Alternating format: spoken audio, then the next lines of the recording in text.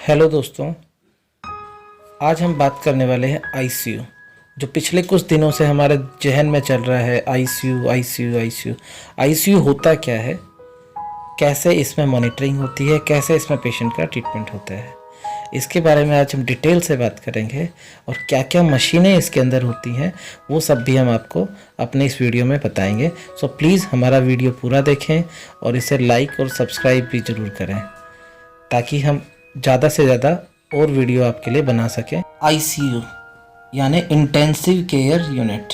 दोस्तों, intensive care unit के अंदर उन मरीजों को रखा जाता है जिनकी हालत बहुत गंभीर होती है, जो बहुत भयानक बीमारियों से ग्रस्त हो जाते हैं, जिनकी जान को बचाना बड़ा ही मुश्किल होता है। ऐसे मरीजों को हम आईसीयू के अंदर रखते हैं। आईसीयू के अंदर लेटेस्ट टू लेटेस्ट मशीनें होती हैं जो मरीजों की जान बचाने के लिए काम आती हैं। साथ ही साथ डॉक्टर्स की टीम, पैरामेडिकल स्टाफ, नर्सेज, ये सब लोग वहाँ पे एक सेंट्रल मॉनिटरिंग सिस्टम के थ्रू एक दूसरे से जुड़े रहते हैं और मरीज की जान बचाने का पूरा भरपूर प्रयास करते हैं। अब हम बात करेंगे medical equipments use in ICU. ICU में सबसे पहले बात करते हैं मल्टी पैरा मॉनिटर, जिसे हम vital sign monitor, patient monitor, ICU monitor भी कहते हैं। इसके अंदर पेशेंट के सारे मेजर वाइटल साइन रिकॉर्ड होते हैं, जैसे ECG, pulse rate, saturation, NIBP, respiration and temperature. ECG ये हमारे इलेक्ट्रिकल एक्टिविटी हार्ट की। पल्स रेट हमारी धड़कनें हैं पर मिनट। SpO2 हमारे ऑक्सीजन का लेवल है ब्लड में। एनआईबीपी हमारा ब्लड प्रेशर है। रेस्पिरेशन हमारी सांसें हैं, ब्रीथ पर मिनट। टेम्परेचर हमारे शरीर का तापमान, कितना बॉडी टेम्परेचर हमारा है। इन्हीं वाइटल साइंस के आधार पर डॉक्टर्स डिसाइड करते हैं कि पेशेंट का आगे ट्रीटमेंट कैसा चलना है, पेशेंट की कंडीशन कैसी है, उसके ऑक्सीजन लेवल, उसका टेम्परेचर, उसका बीपी, सब इन्हीं के बेसिस पे मेज़र हो रहा होता है। और ये बहुत ही ज़रूरी होता है आईसीयू में। नेक्स्ट हम बात करने वाले हैं सेंट्रल मॉनिटरिंग सिस्टम। ये सिस्टम जितने भी पेशेंट्स आईसीयू में होते हैं उन सब के मॉनिटर्स को एक बड़े मॉनिटर के साथ में कनेक्ट करता है, जिसे सेंट्रल मॉनिटरिंग सिस्टम कहते हैं, जो बेसिकली सारे पेशेंट्स की कंडीशन को एक ही बड़े मॉनिटर में शो कर रहा होता है। और वो नर्सिंग स्टेशन पे लगा होता है, जहाँ पे डॉक्टर नर्सिस बैठे हुए उसको वहाँ से मॉनिटर कर रहे होते हैं। तीसरा हम बात कर रहे हैं ईसीजी मशीन। जिन मरीजों की इलेक्ट्रिकल एक्टिविटीज़, दिल की धड़कनों का हम जायजा मॉनिटर से नहीं लगा पाते, उनके लिए हमें ईसीजी मशीन रखी होती है, जो कार्डियक ईसीजी हमारी करती है। ये 3 चैनल, 6 चैनल और 12 चैनल्स की होती है, जिसमें हम हार्ट अटैक का भी पता लगा सकते हैं आसानी से। चौथा हम बात करते हैं मैकेनिकल वेंटिलेटर। दोस्तों, मैकेनिकल वेंटिलेटर पेशेंट के रेस्पिरेशन को कंट्रोल करता है। जिन पेशेंट्स का रेस्पिरेटरी सिस्टम फेल हो जाता है, जो पेशेंट खुद से ब्रीथ नहीं कर पाते हैं, फिजिकली अनएबल होते हैं ब्रीथ करने के लिए, उनमें इसका बहुत अच्छा रोल होता है। ये पूरा डिपेंडेंट होता है बाहर से ही पेशेंट को सांस देने में। ये मशीन हमने आज सुनी होगी कितना चल रहा है बाज़ार में, और ये अलग अलग कंपनीज़ के अलग अलग टाइप के वेंटिलेटर्स होते हैं। नेक्स्ट हम बात करते हैं सिरिंज पंप। सिरिंज पंप दोस्तों यूज़ होता है बेसिकली किसी पेशेंट को कैलकुलेटेड अमाउंट में, स्मॉल अमाउंट में अगर कोई मेडिसिन देनी है तो उसके लिए हम सिरिंज पंप का यूज़ करते हैं। सिरिंज पंप से मेडिसिन्स की एक्यूरेसी बढ़ जाती है, जो हम इंजेक्शंस या आईवी फ्लूइड से डायरेक्ट नहीं दे पाते हैं। इन्फ्यूजन पंप हम वहाँ पे यूज़ कर लेते हैं। फिर हम बात करते हैं नेक्स्ट, जो हमारा 6th मशीन है, इन्फ्यूज़न पंप या वॉल्यूमेट्रिक पंप। वॉल्यूमेट्रिक पंप और सिरिंज पंप में डिफरेंस ये है कि अगर स्मॉल अमाउंट में एक्यूरेसी में मेडिसिन देनी है तो हम सिरिंज पंप यूज़ करते हैं, और अगर कोई लार्ज अमाउंट में मेडिसिन देनी है तो इन्फ्यूजन पंप के थ्रू हम उसको एडमिनिस्टर करते हैं। जैसे कि आईवी ड्रिप हमें 100 ml, 50 ml, 70 ml चलाना है, तो उसमें इन्फ्यूजन पंप में एक रेट हम सेट कर देते हैं और उसके अकॉर्डिंग हम मेडिसिन चलाते हैं, तो हमारी एक्यूरेसी बढ़ जाती है और जिससे हमारी ड्रग की क्वांटिटी बिल्कुल कैलकुलेटेड डोज के अंदर पेशेंट को जा। नेक्स्ट हम बात करते हैं बाईपेप मशीन। सो बाईपैप मशीन वेंटिलेटर का एक छोटा मोड है। ये हम ज़्यादातर वहाँ काम करते हैं जहाँ पे पेशेंट को रेस्पिरेटरी सिस्टम फेल तो हुआ है पर कंप्लीट नहीं है, जहाँ उसको इंट्यूबेट करने की ज़रूरत अभी नहीं है, उसे माइल्ड सपोर्ट चाहिए।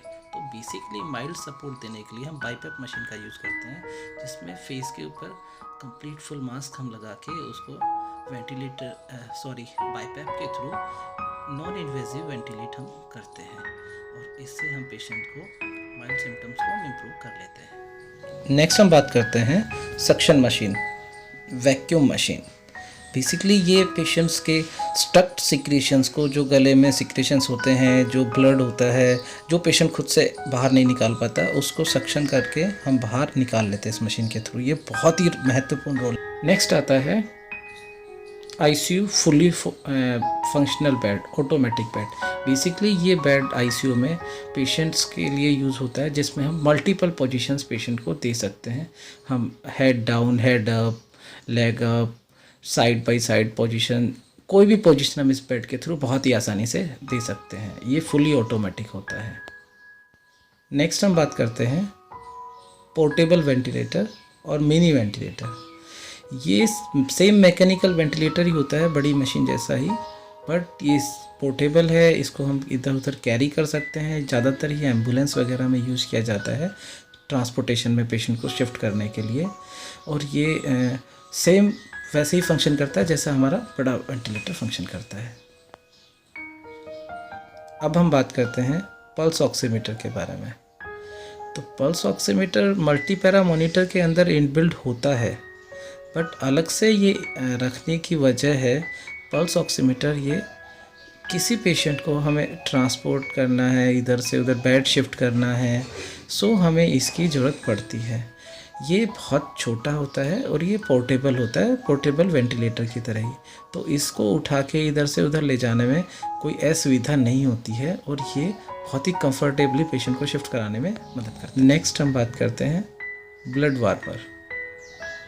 ब्लड वार्मर आईसीयू के अंदर ब्लड जब ट्रांसफ्यूज़ करना पड़ता है तो उसको नॉर्मल बॉडी टेम्परेचर पे लाना पड़ता है, जिसके लिए हमें ये ब्लड वार्मर मशीन को यूज़ करना पड़ता है। इससे हम ब्लड का टेम्परेचर नॉर्मल टेम्परेचर पे ला सकते हैं। नेक्स्ट हम बात करते हैं डीफिब मशीन, डिफिब्रिलेटर। बेसिकली ये मशीन जब पेशेंट्स को कार्डियक अरेस्ट होता है, आर्टेरियल फिब्रिलेशन होता है, जब हार्ट की चलना बंद हो जाता है, तो हमें ये मशीन को कार्डियक अरेस्ट रिवाइव करने के लिए यूज़ करनी पड़ती है। ये मशीन आईसीयू का सबसे ज़रूरी मशीन है। ये एक तरह से ब्रह्मास्त्र है आईसीयू के लिए डॉक्टरों का। नेक्स्ट हमारी मशीन है एबीजी, जो बेसिकली ब्लड के अंदर गैसेस का लेवल बताता है कि ऑक्सीजन कितना है, CO2 कितना है। जब किसी पेशेंट को इमरजेंसी में डिसैचुरेशन हो रहा होता है, तब हम एबीजी करके उसका गैसेस का एनालिसिस करते हैं। नेक्स्ट हम बात करते हैं क्रैश कार्ट ट्रॉली। बेसिकली ये हमारा मेडिकल स्टोर होता है, इमरजेंसी मेडिकल स्टोर, जहाँ पे हमारे पास फर्स्ट एड के लिए, इमरजेंसी के लिए सारी इमरजेंसी ड्रग्स यहाँ होती हैं। जब भी किसी पेशेंट को इमरजेंसी में कोई ड्रग की ज़रूरत पड़ती है, हम यहाँ से ड्रग्स को यूज़ कर लेते हैं और ये बहुत बहुत बहुत ज़रूरी पार्ट। नेक्स्ट हम बात करते हैं portable X ray machine. Portable X ray machine ICU का एक अहम हिस्सा है, जो पेशेंट्स को बेड साइड एक्सरे करने के लिए हम यूज़ में लेते हैं। जिन पेशेंट्स को हम शिफ्ट नहीं कर सकते, उनका हम पोर्टेबल एक्सरे से एक्सरे करते हैं। नेक्स्ट हम बात करते हैं dialysis machine. Dialysis machine ICU के अंदर उन मरीजों के लिए काम में आती है जिनके क्रिएटिनिन लेवल काफ़ी हाई हो जाते हैं। जिन पेशेंट्स के ब्लड में इम्प्योरिटी बढ़ जाती है, उनके ब्लड को प्योरीफाई करने के लिए उनके क्रिएटिनिन लेवल। नेक्स्ट हम बात करते हैं डीवीटी पंप, जिसे हम डीप वेन थ्रोम्बोसिस पंप भी कहते हैं। डीवीटी पंप हम उन मरीजों में यूज़ करते हैं जो मरीज काफ़ी लंबे टाइम से बिस्तर पर ही लेटे रहते हैं, जो चलते फिरते नहीं हैं। उन मरीजों में पैरों में, नसों में क्लोटिंग होने के काफ़ी हाई चांस रहते हैं, जिसको बचाने के लिए, प्रिवेंशन करने के लिए डीवीटी पंप्स हम यूज़ करते हैं और ये एक आईसीयू का बहुत अहम हिस्सा होता है। नेक्स्ट हम बात करते हैं colour Doppler ultrasound 2D echo machine.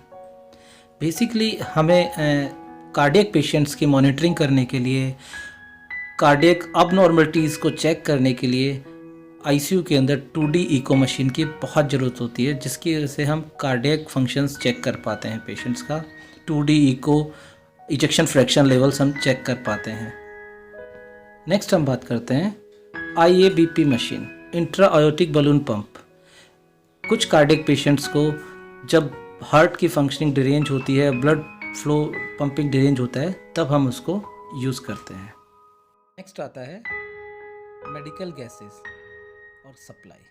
So basically हर आईसीयू के अंदर हमें ऑक्सीजन, एयर, वैक्यूम के कनेक्शंस सेंट्रल लाइन के थ्रू मिले होते हैं। फिर बात करते हैं छोटे इक्विपमेंट्स जैसे एक्सरे व्यूअर बॉक्स। ये बहुत ज़रूरी है आईसीयू के अंदर एक्सरे, सीटी स्कैन, फिल्म देखने के लिए। नेक्स्ट फाइगोमेनोमीटर, जिसे हम बीपी इंस्ट्रूमेंट कहते हैं। Stethoscope, Ambu bag. नेक्स्ट आता है लैरिंगोस्कोप, जिसके सहायता से हम पेशेंट को इंट्यूबेट कर पाते हैं easily. Finger tip pulse oximeter, जो पोर्टेबल होता है। नेबुलाइज़र, कुछ नेबुलाइजेशन की मेडिसिन होती है जो देने के लिए हमें नेबुलाइज़र चाहिए होता है। ग्लूकोमीटर, पेशेंट्स के शुगर लेवल चेक करने के लिए। निडल डिस्ट्रॉयर, जिसमें हम निडल्स को ख़त्म करते हैं, डिस्ट्रॉय करते हैं। ये बहुत अहम हिस्से हैं। दोस्तों, ये आईसीयू के बारे में हमने थोड़ा कुछ जाना। अब मैं आप सब लोगों से चाहूँगा कि आपके कुछ अगर सवाल हो तो मुझे ज़रूर कमेंट करें, और मेरा वीडियो लाइक और शेयर करें अगर आपको पसंद आया तो। थैंक यू सो मच, आपने मुझे इतना टाइम दिया। Thank you so much.